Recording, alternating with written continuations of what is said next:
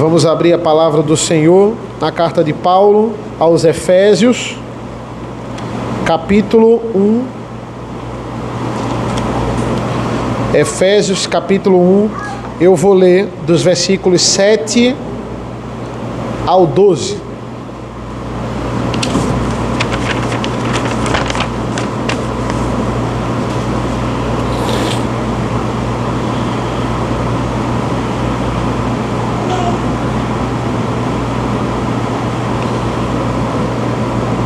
Efésios capítulo 1, a partir do versículo 7.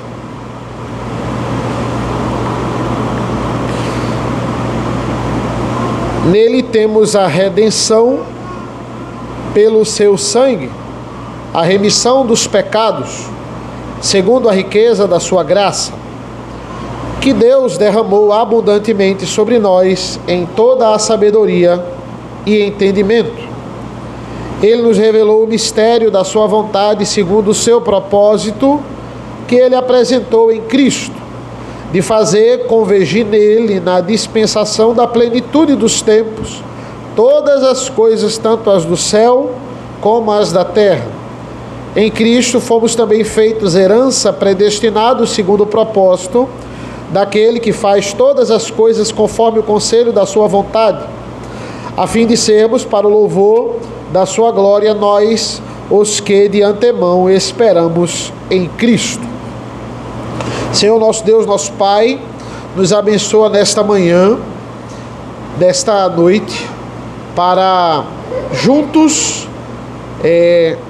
entendermos essas verdades, versículos que muitas vezes podem ser lidos de forma corriqueira, mas que carregam verdades tão profundas, que nós possamos, nesta manhã, identificar essas verdades e aplicar às nossas vidas. É isso que nós pedimos e agradecemos, em nome do teu Filho amado Jesus. Amém. Irmãos, não existe nada melhor do que a gente sair de 2025 pensando no quão nós fomos abençoados durante esse ano. A carta de Paulo aos Efésios, ela está nos mostrando isso desde o começo. Apesar das dificuldades que nós passamos nessa vida, nós somos uma pessoa abençoada. Nós somos abençoados. E vimos isso no domingo passado. Bênção não é um estado momentâneo.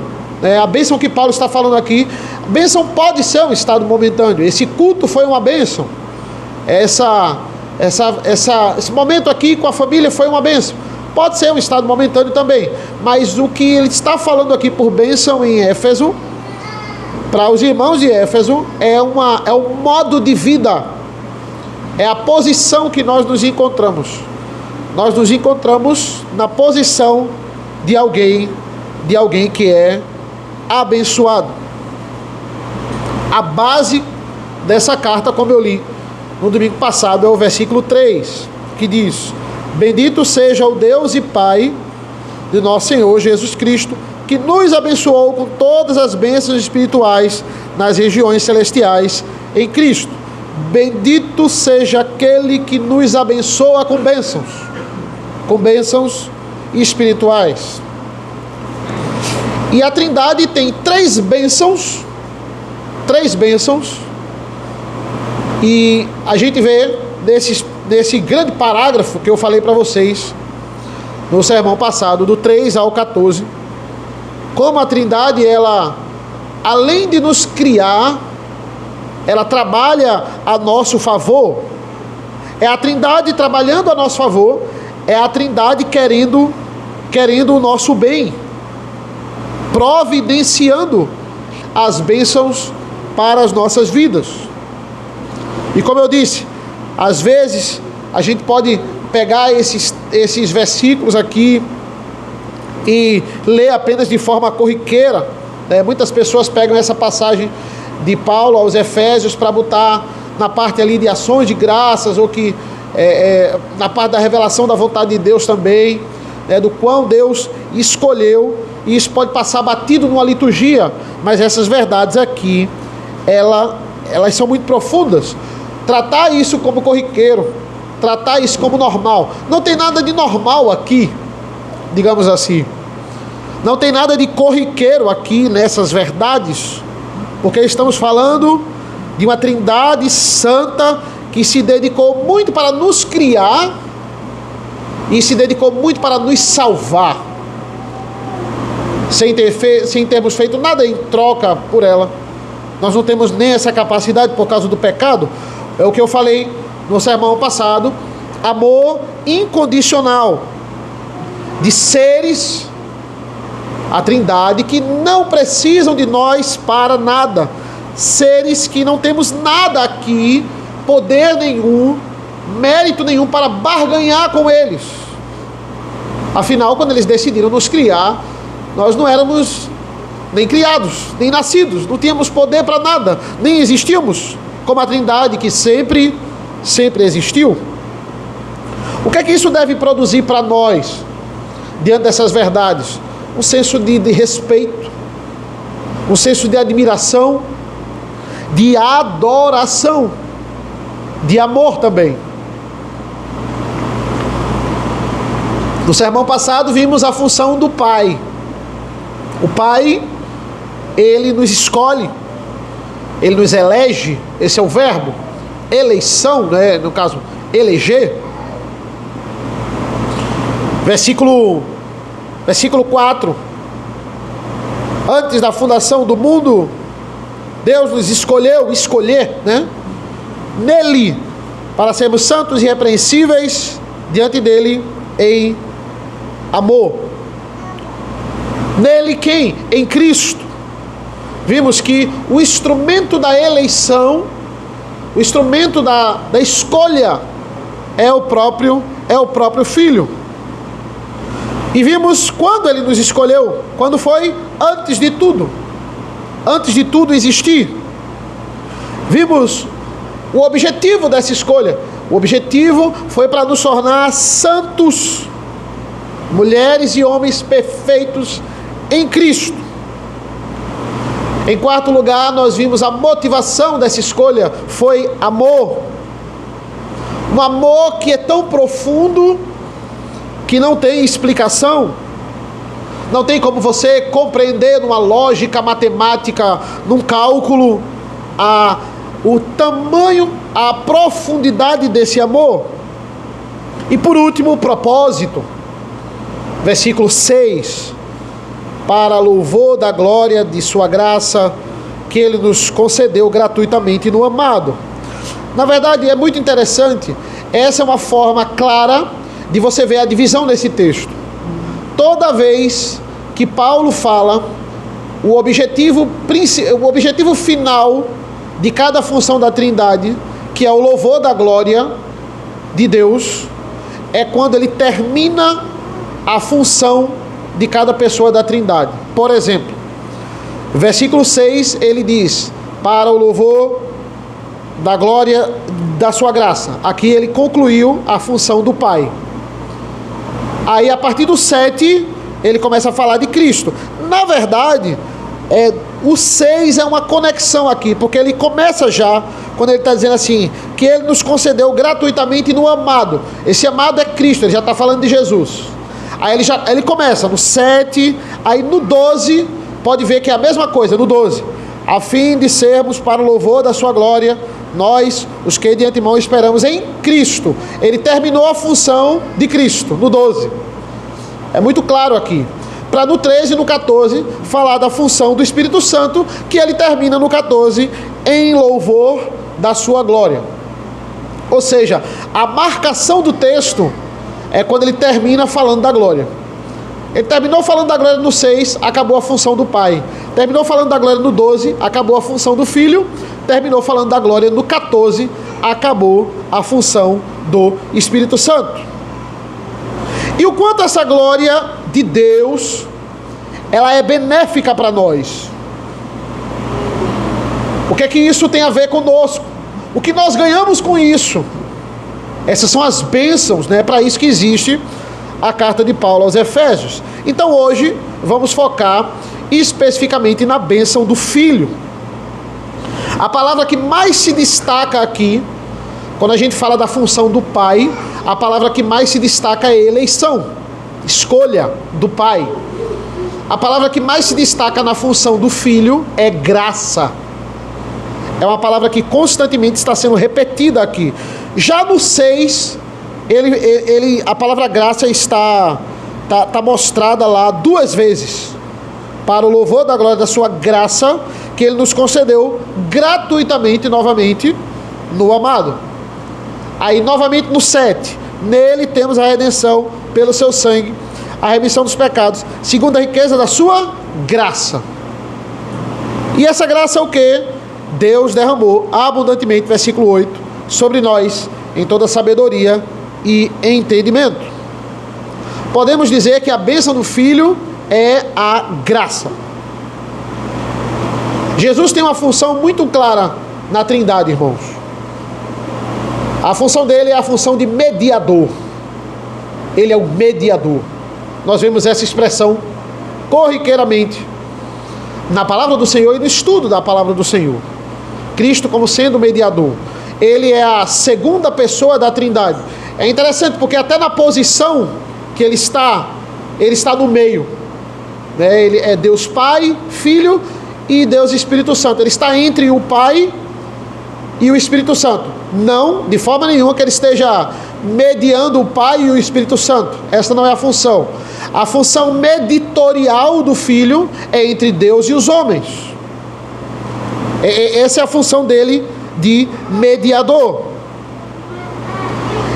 Paulo ele vai dizer, olha, há um só Deus, há um apenas mediador entre Deus e os homens, o nosso Senhor Jesus Cristo. Ou seja, o Pai é a fonte de todas as decisões.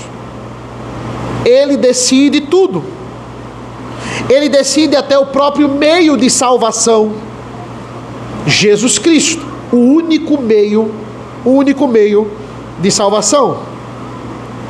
E muito interessante falar sobre essa mediação do Filho, irmãos, porque vamos adentrar um pouco nessa função. Veja, Jesus ele não media apenas a salvação, a redenção. Ele media outras coisas também.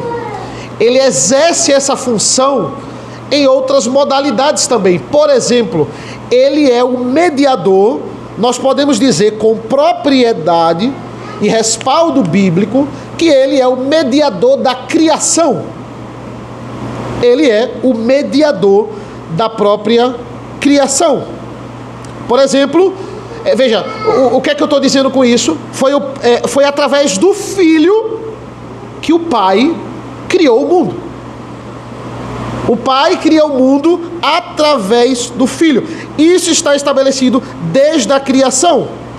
Não que Deus não tivesse poder, veja, ele tinha poder de estalar os dedos e tudo que ele criou lá nos 7 dias ser criado. Estalava os dedos e tudo era criado, não tem problema nenhum. Ele não tem um poder limitado para isso, mas ele não quis que fosse dessa forma. Ele cria o mundo através do Filho. Como podemos provar isso? Podemos provar isso em Colossenses. Abra comigo, por favor. Colossenses capítulo 1, versículos 15 e 16. Como Cristo é o mediador da criação. Colossenses 1, 15 e 16.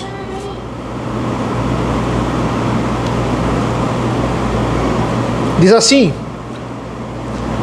e como eu disse, né, às vezes a gente passa por esse texto de forma corriqueira, mas a gente não entende a profundidade dele. Eu mesmo preguei, eu confesso a vocês, eu preguei em Colossenses, mas eu não falei sobre isso quando eu preguei em Colossenses. Você vê que a Bíblia ela é muito profunda, e sempre tem coisa para você aprender na Bíblia. No mesmo versículo, veja, ele é a imagem do Deus invisível, o primogênito de toda a criação. Olha a palavra que ele está usando, de toda a criação. Aí ele discorre, versículo 16. Pois nele quem? Em Cristo. Nele foram criadas todas as coisas, nos céus e sobre a terra, as visíveis e as invisíveis, sejam tronos, sejam soberanias, quer principados, quer potestade. Olha agora, tudo foi criado por meio dele e para ele.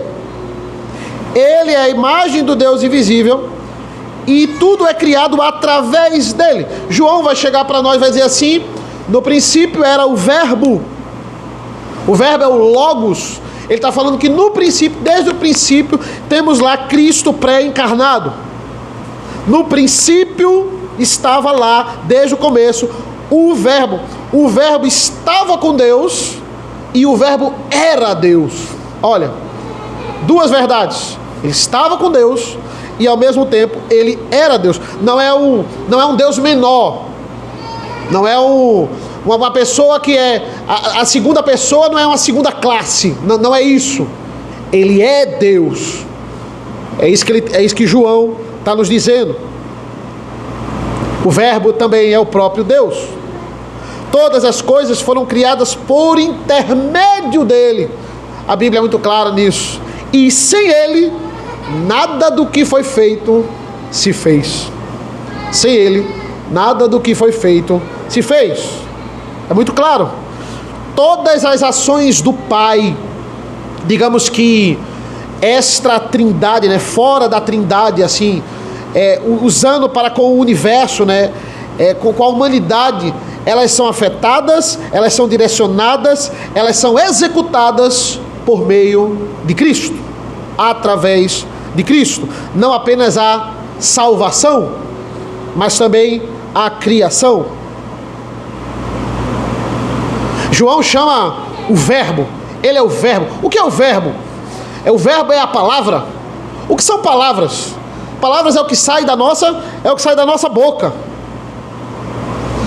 Não é errado você dizer que palavras têm poder, né? As palavras têm poder. Elas não têm.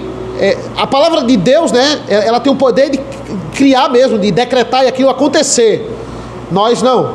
A nossa palavra, ela tem um poder.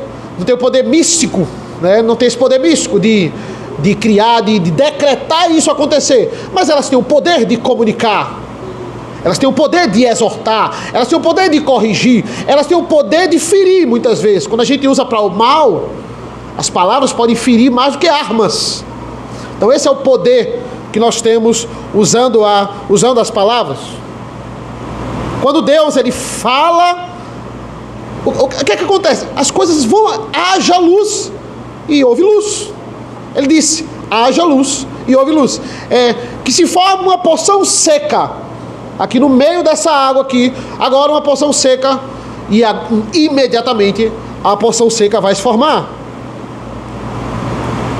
Hebreus vai nos dizer que todas as coisas que existem, as visíveis e as invisíveis, foram criadas por meio da palavra, pelo poder da palavra. Aí João nos completa dizendo, Cristo é a palavra. Cristo é o verbo. Quando Deus fala e aquilo é criado, Jesus está lá. Ele está no meio disso tudo, porque ele é o instrumento de toda a criação. Cristo é o instrumento da criação. Cristo é o instrumento da eleição. Cristo é o instrumento da revelação.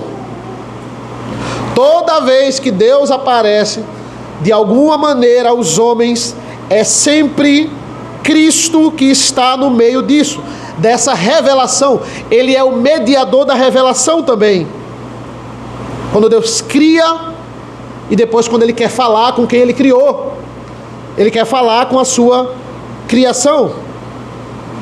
Ele também fala por intermédio do Filho. Por isso que o Filho é, como diz Hebreus, olha o que Hebreus vai nos dizer, Cristo é a expressão exata do seu ser. É a expressão exata do seu ser. O que é que se implica para nós? Como é que a gente pode aplicar isso nas nossas vidas? Só podemos olhar para Deus através de Cristo. Só através de Cristo. Ele é o único caminho. Lembrem de todas aquelas passagens de Juízes, onde Gideão está falando com o anjo do Senhor, os pais de Sansão estão falando com o anjo do Senhor. Qual é o seu nome? Os pais de Sansão perguntam, e ele diz: por que eu vou dizer o meu nome que é maravilhoso? Porque eu vou dizer o meu nome que é maravilhoso, meu nome é maravilhoso. Todas aquelas aparições foi Deus, por meio de Cristo, falando aos homens. Cristo estava sempre no meio de tudo aquilo. Sem Cristo é impossível ver a Deus. Os discípulos chegaram a indagar para Jesus. Eles olharam para Jesus, quem pediu foi Filipe. Filipe chegou para Jesus e perguntou: Senhor, mostra-nos o Pai, e isso nos basta. E o que é que Jesus responde? Quem vê a mim, vê o Pai. O que é que Jesus está dizendo? Olha, não é possível olhar diretamente para o Pai. Para olhar para o Pai, você tem que olhar para o instrumento que revela o Pai, que é Cristo. Essa é a função de Cristo. O Pai criou o mundo através do Filho. O Pai se revela através do Filho. O Pai redime através do Filho. A redenção só vem por meio do Filho, e também a consumação, ou a escatologia, o escatom, o fim de todas as coisas, vem também por meio do Filho. Será através do Filho. Então é disso que o texto está nos falando. Ele está falando da importância do Filho para a minha e para a sua vida, para a nossa salvação. Que privilégio! Que privilégio terminar o ano falando da função do Filho. É um grande presente. Pregar sobre o Filho. Não que as outras pregações não tenham sido sobre o Filho, não tenham sido cristocêntrica, mas aqui estamos falando especificamente. Esses versículos falam diretamente da função da segunda pessoa da Trindade. E pensemos um pouco na doutrina da graça. Se no sermão passado o que a gente deve focar é a doutrina da eleição, aqui o que nos fala muito é a doutrina da graça. Vale a pena a gente destacar isso. Quem precisa de graça? Quem precisa de graça? Todos precisam da graça especial. Todos precisam, mas não são todos que têm. Algumas pessoas acreditam que no Antigo Testamento não existia o fator graça. Lá, alguns vão dizer que eram as obras. E o pacto das obras, ele permeava, digamos assim, por todo o momento do Antigo Testamento. Eles obedeciam os mandamentos, e eles acreditavam que eles podiam obedecer, e por causa deste ato, eles serem salvos. Obedecer os rituais. Alguns dizem, a graça só foi introduzida a partir da era de Cristo. Alguns vão dizer isso. Mas quem foi que disse que Jesus, ele só começa a operar no mundo a partir do seu nascimento? Nós vimos anteriormente, ele já operou desde a criação. Ele está desde o começo. Se ele é a graça de Deus, ele não começa a trabalhar apenas no início, digamos assim, da era cristã, no ano 0, né? Há quem diga que só podemos identificar graça após a queda. É muito interessante isso. Como é que a gente identifica? Graça só veio depois que o homem pecou? Não tinha motivo de Deus usar a sua graça antes da queda, né? Antes do pecado. Não tinha motivo de Deus ser gracioso. Ele só vai usar deste poder, digamos assim, desse atributo, né?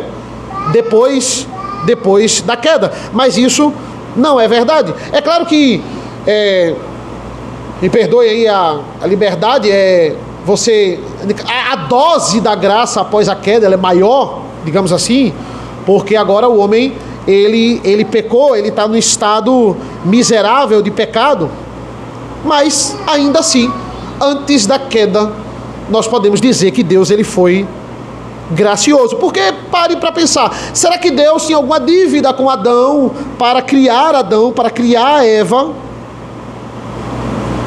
e dar todas as coisas que ele deu a Adão e Eva antes deles pecarem? Ou Deus tinha a obrigação de dar aquelas coisas a eles porque eles não pecaram?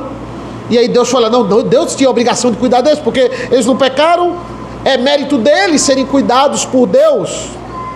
Deus tinha que criá-los, Deus tinha que retribuir algo para eles. Não, Deus não tinha a obrigação de retribuir nada para eles. Se Deus os criou, se Deus colocou eles no jardim, se Deus deu tudo a eles, é porque simplesmente Ele é bom. E se Ele é bom, Ele está sendo gracioso. A graça está no início ao fim, até antes do pecado. Por quê? Porque a graça é Cristo e o Filho sempre esteve com o Pai.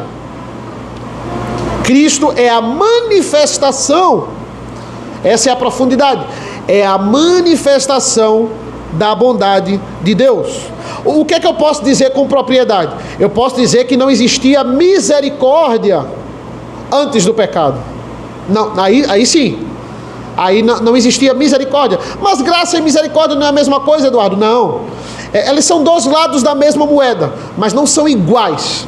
Misericórdia tem algo a mais, que na graça não é bem assim. Hoje nós oramos e hoje nós precisamos da graça e da misericórdia de Deus, mas elas são um pouco diferentes. O que é graça? Os teólogos vão chamar a graça de favor imerecido. Ou seja, na prática, eu não mereço, mas Ele me dá. Eu não mereço, mas Ele me dá. Eu merecia ser criado, né? Eu tenho algum mérito em ser criado. Até antes do pecado, Adão e Eva, eles fizeram o quê para ser criado? E Deus agora, Ele tem que criar, porque eles merecem. Não merecia. Eu merecia, além disso, ter sido feito imagem e semelhança de Deus? Não. Eu merecia estar num relacionamento com Ele? Não. Mas Ele fez. Tudo isso é graça. E Ele faz por nós, livremente, por amor. Amor incondicional, sem necessariamente a gente merecer. Favor imerecido. Mas misericórdia não. Por quê? Porque para eu usar de misericórdia com o outro precisa necessariamente estar no estado de miséria. Miséria é miséria. E córdia é cardia, coração. Pôr o seu coração na miséria do outro. Misericórdia. É isso que significa a palavra. E Adão não estava no estado de miséria antes do pecado. Eva não estava no estado de miséria antes do pecado. Não era o estado deles. Eles não estavam condenáveis ao inferno antes do pecado. Então, não existia misericórdia antes do pecado, antes da queda. Graça sim, misericórdia vem depois. Hoje, como eu disse, nós precisamos dos dois. Por isso que a gente roga, Senhor, vem com a tua graça e com a tua misericórdia em nossas vidas. Mas no decreto do Pai, essa graça e essa misericórdia especiais. A graça comum cai sobre todos, mas a graça especial, digamos assim, ela não cai para todos. Cai em quem Ele escolhe na eleição, e agora Ele usa o Filho para resgatar os eleitos que Deus separou e tirá-los do reino das trevas e colocá-los agora no reino do seu Filho amado. E essa graça, o versículo 6 vai dizer, Ele nos concedeu gratuitamente no amado. Ele também, e veja, assim como nós trabalhamos 5 características claras da eleição, esses versículos aqui, do 7 ao 12, eles também falam de 5 características claras da graça. Como destrinchar essa graça? Primeiro, versículo 7, é através da graça que vem a redenção. São palavras-chave que nós precisamos entender aqui no contexto. Versículo 7, nele temos a redenção. Qual é o pagamento? Pelo seu sangue. A remissão dos pecados, segundo a riqueza da sua graça. O que significa redenção? Você trazer o perdido de volta, né? Através de um pagamento ali, ele pagou ali pelos erros dele, digamos assim. O personagem teve um momento de redenção. Teve um momento em que ele sofreu ali, ele pagou, ele pensou em tudo que ele fez e agora ele está salvo, digamos assim. Pense no escravo também. O escravo não tem como pagar aquela dívida daquela pessoa que o está dominando. Aí vem o outro e paga a dívida desse escravo. Agora essa pessoa está livre. Então, quando Adão e Eva eles pecam, eles se tornam, como eu disse a vocês, condenáveis ao inferno, escravos do pecado. Veja, ninguém nunca foi escravo do diabo, certo? Ninguém nunca é escravo do diabo. Jesus nunca pagou nada ao diabo. Agora ele pagou a sua dívida ao diabo e o diabo foi lá e libertou você. Não. Quem é o diabo? O diabo, ele é o acusador. Essa é a função dele. Ele cobra a dívida, mas ele não é o proprietário da dívida. Essa é a intenção aqui. Ele é o cobrador da dívida. Ele fica lá cobrando, você fez isso. Mas ele não é o proprietário da dívida, porque quando a gente peca, a gente não ofende o diabo. A gente alegra o diabo, né? Quando a gente peca, a gente ofende a Deus. Então a gente está em dívida com Deus, né? Ele é o proprietário da dívida, não é o diabo. Então ele nos amou, ele nos elegeu, ele derramou graça sobre nós, e através dessa graça que nós encontramos redenção, ele nos perdoa. E nos perdoa no estado miserável que nós estamos. Isso é misericórdia. Essa é a misericórdia. E o versículo fala que Jesus providencia a redenção. A dívida foi paga, e não foi paga com dinheiro. O preço aqui é sangue. O preço aqui é sangue. No nosso caso, só o sangue poderia pagar os pecados, porque o próprio Deus decretou que fosse dessa forma, e Ele é justo. O sangue vai pagar com sangue. E é assim que foi feito. Redenção e remissão também são diferentes, assim como graça e misericórdia. Redenção, o ato do pagamento do pecado. Ele nos redimiu. E remissão, as consequências posteriores. Não haverá consequências posteriores, porque ele pagou a sua dívida. É o que nos diz Romanos 5, quando diz: justificados, pois, mediante a fé, temos paz com Deus. Deus olha para você, agora com a obra de Cristo, e não vê mais razão para lhe condenar. Não tem mais razão para lhe condenar. Muitas vezes, a gente pode se pegar furioso com o nosso pecado, né? Furioso com o nosso pecado, e quando Deus nos vê pecando, Ele também não se agrada. Deus odeia o pecado, mas a obra do Filho faz Ele nunca mais nos condenar por causa disso, ou seja, apazigua a sua ira. O pecado dos eleitos não é capaz de condená-los mais, porque ele já foi pago. Por isso que a gente diz, Jesus na cruz, ele provou o cálice da ira de Deus. E ele bebeu todo o cálice da ira dos eleitos, ele não deixou nenhuma gota para nós. Ele bebeu todo o cálice da ira. Mas para quem ele não morreu, para o ímpio, essa ira não foi esgotada. Eles vão beber o cálice dessa ira eternamente. Mas para nós não sobrou nenhuma gota. É isso que define em primeiro lugar a graça, redenção, o pagamento da dívida. Versículo 7. Versículo 9. Ele nos revelou o mistério da sua vontade, segundo o seu propósito, que ele apresentou em Cristo. Segundo lugar, a graça manifesta o propósito de Deus, ou seja, revela o mistério. E sabemos que Paulo usa muito essa palavra, usa ao longo de suas cartas, vai usar em outras passagens aqui, na carta dele aos Efésios, o mistério. Sabemos que é um mistério, o mistério é Cristo, é o Evangelho. que deixa de ser um mistério para nós. Para os eleitos, quando nós somos ali iluminados pela sua palavra, isso deixa de ser um mistério. Continua e sempre será um mistério para o mundo, mas não para os eleitos do Senhor. Sabemos que a revelação, esse mistério, ele aconteceu de forma progressiva.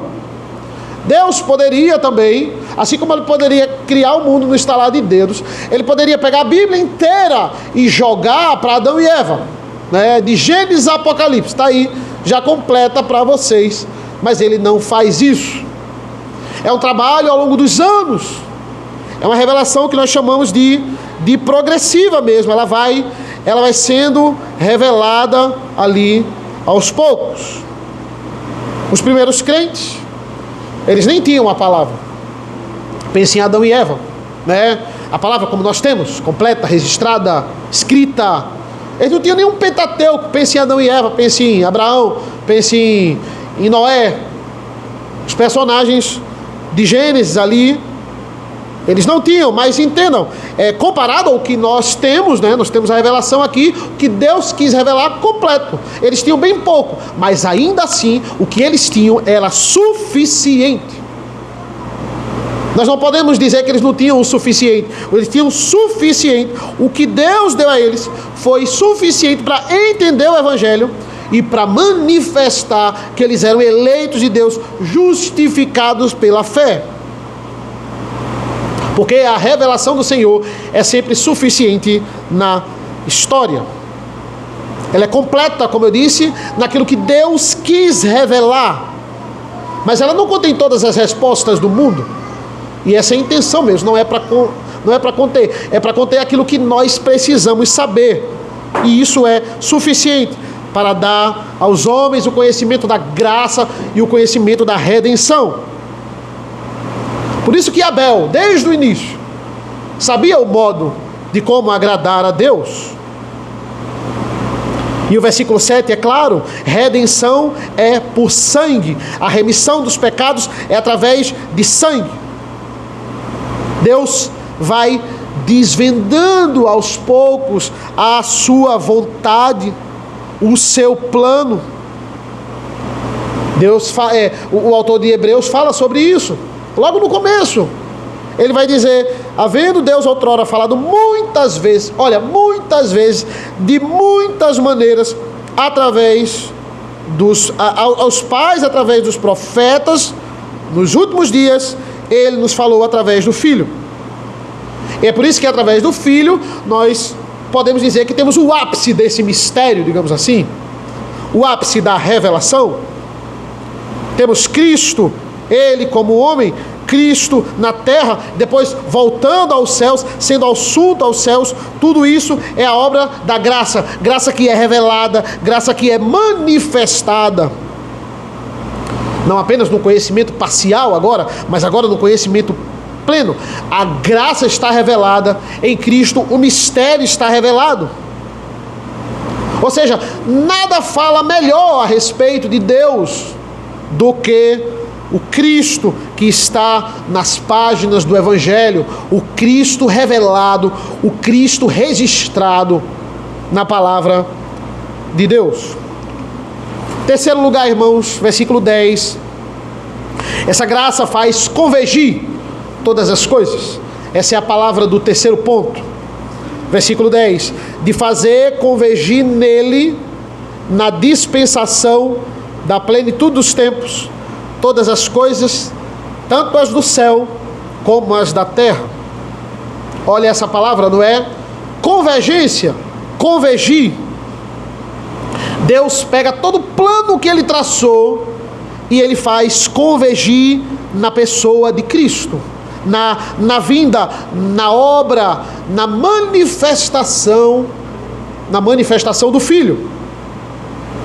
Pense em todos os momentos da história em que os judeus se dispersaram.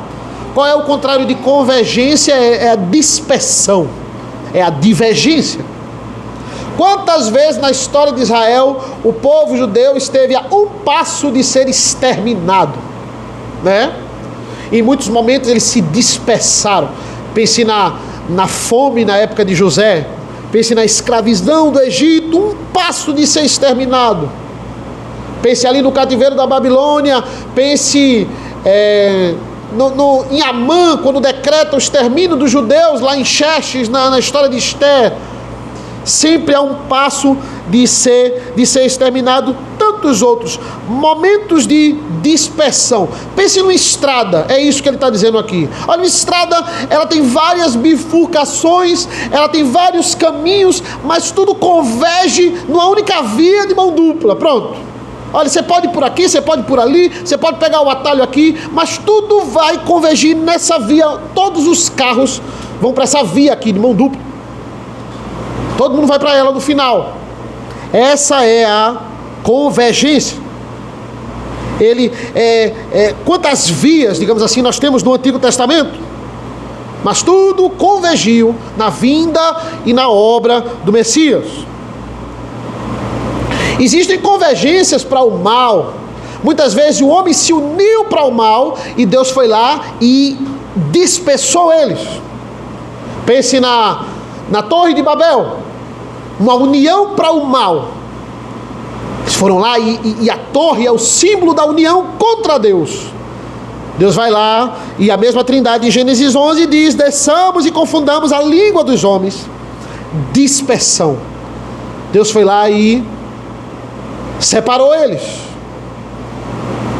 A convergência para o mal. Os filhos de Deus se reuniram com as filhas dos homens. Olha, a convergência para o mal, e isso gerou homens violentos, e tudo isso, Deus foi lá e Noé acabou com eles. Dispersão. Quantas vezes o pecado fez Deus separar o povo, mas tudo isso,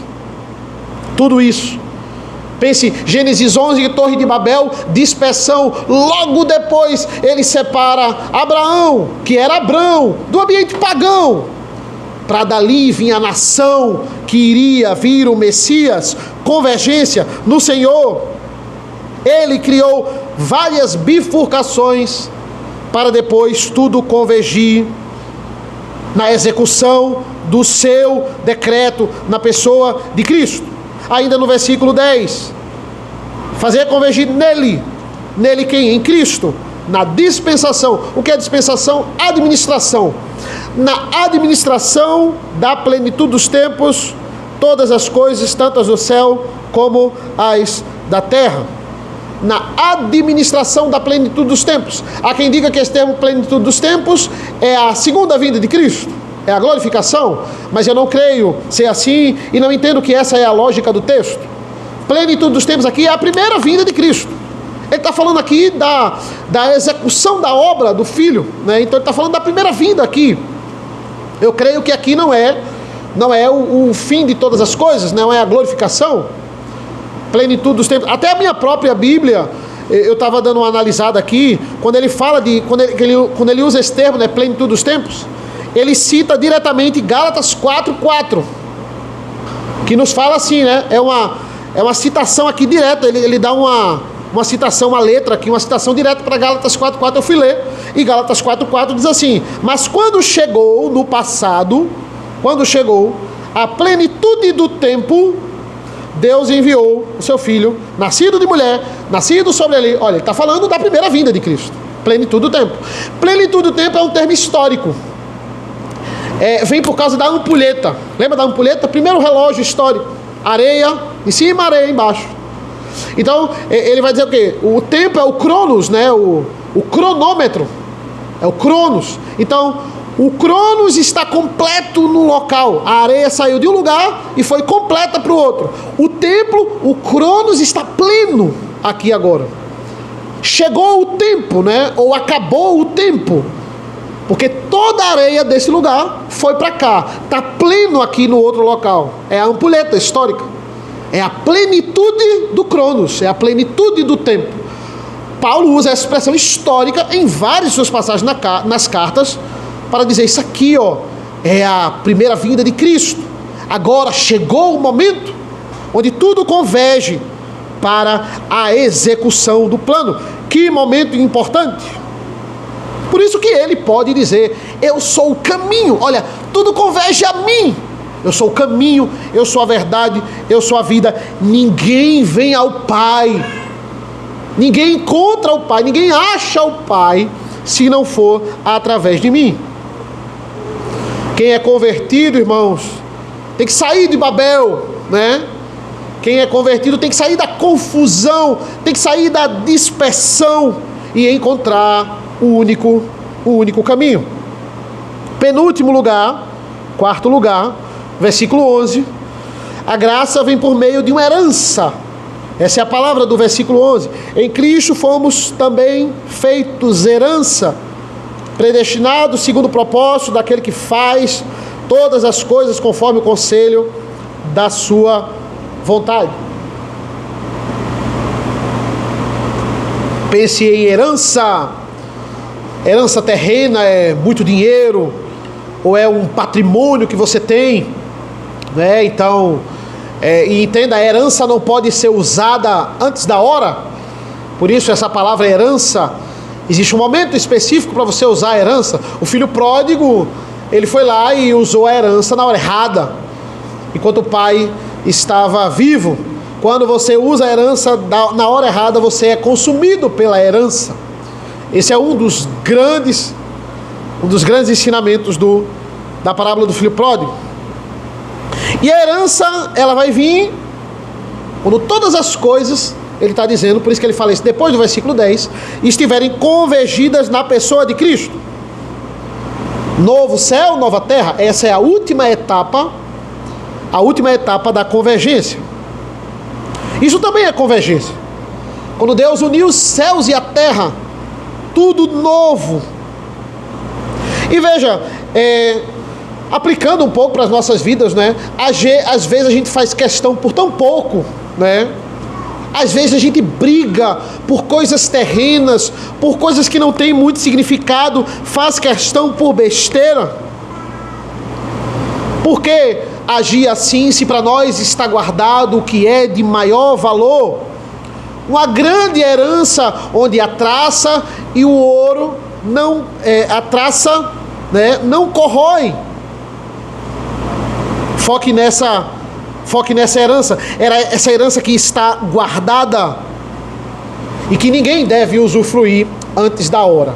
Mas é muito interessante aqui o texto, porque o texto não está falando que nós receberemos uma herança. É verdade que nós receberemos. Em várias outras passagens nos fala dessa herança que nós receberemos. Mas o texto está falando que nós somos a herança. É muito diferente. Veja o que ele está dizendo aqui. Em Cristo fomos também feitos herança. Fomos também. Ou seja, ele não está dizendo que a gente vai receber a herança. Ele está dizendo que nós somos a herança.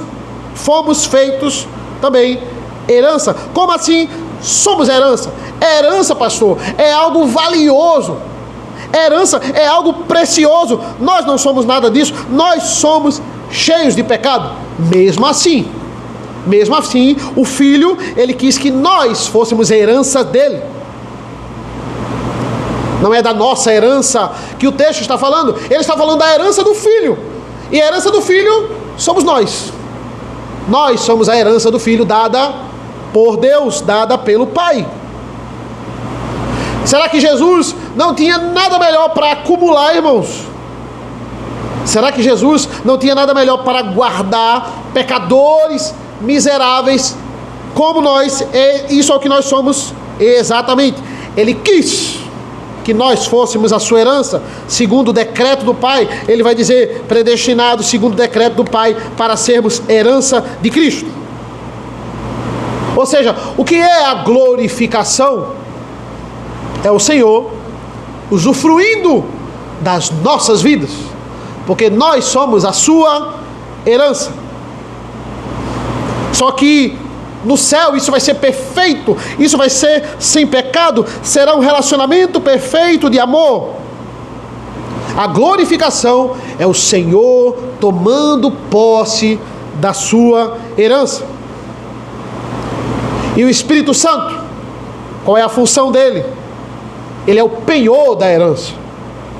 É isso que a palavra fala. Ele é o penhor dessa herança. Mas isso não é assunto para agora.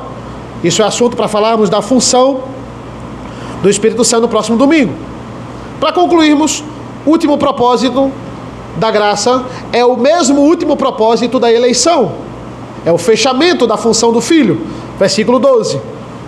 A fim de sermos para o louvor da sua glória, nós, os que de antemão esperamos em Cristo. O propósito da graça, glória. O mesmo propósito da eleição. Tudo vai convergir em glória. E a glória de Deus também é graça. A glória de Deus também é uma característica da graça. Ou seja, iremos usufruir da graça na glória. É isso que o texto está dizendo. Nós vamos usufruir da graça na glória. O que é isso na prática?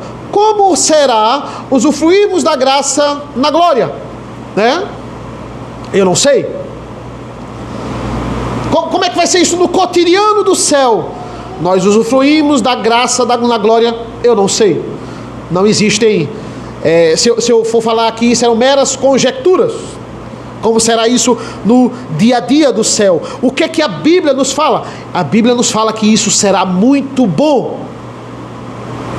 A palavra doxa, você adorar, a adoração ao Senhor, sempre na Bíblia aponta como algo grandioso, como algo brilhante, precioso, extremamente benéfico. Por isso que já é obrigação aqui na terra nós adorarmos ao Senhor, porque faremos isso eternamente. Através de Cristo, irmãos, temos a redenção. É isso que nós vimos hoje. Ele nos desvenda o mistério. Ele é o mistério, porque o mistério é esse evangelho.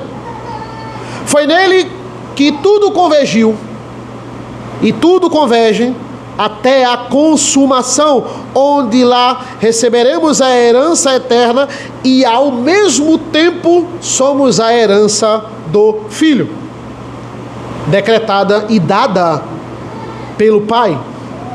Para o louvor, ele conclui, para o louvor da sua glória. Mas tudo isso só se completa, claro, esse grande parágrafo, se Deus quiser, se Deus permitir, nós vamos concluir a função, né, do Espírito Santo, a função da Trindade, na terceira pessoa da Trindade, que é o Espírito Santo. Né? Então, versículos 13 e 14 é o fim aí do nosso maior parágrafo da Bíblia. Se Deus nos permitir, nós vamos concluir na próxima semana. Oremos. Senhor nosso Deus, nosso Pai, nós te agradecemos pela leitura e pela meditação da Tua Palavra. Nos abençoa, nós possamos adentrar de forma profunda, como estamos fazendo, tentando fazer dentro desse texto, esse texto que é tão importante, a função do Teu Filho. Terminarmos o ano com isso é um grande privilégio para todos nós, sabermos que somos herança do Senhor, e o que fizemos para isso? Nada. Pelo contrário, desagradamos o Teu nome com o pecado. No estado de miséria, o Senhor usa de misericórdia para conosco. Nos abençoa como igreja, nos fortalece na sã doutrina. Nos abençoa como o Senhor fez neste ano, também no ano vindouro, no ano 2026. Nos abençoa nessa semana, Senhor. Semana de confraternização, semana de comunhão com os familiares, com os amigos, se regozijando, também louvando ao Senhor, agradecendo por tudo que aprendemos, por todo o aprendizado de 2025 e pelo início do desafiador ano de 2026.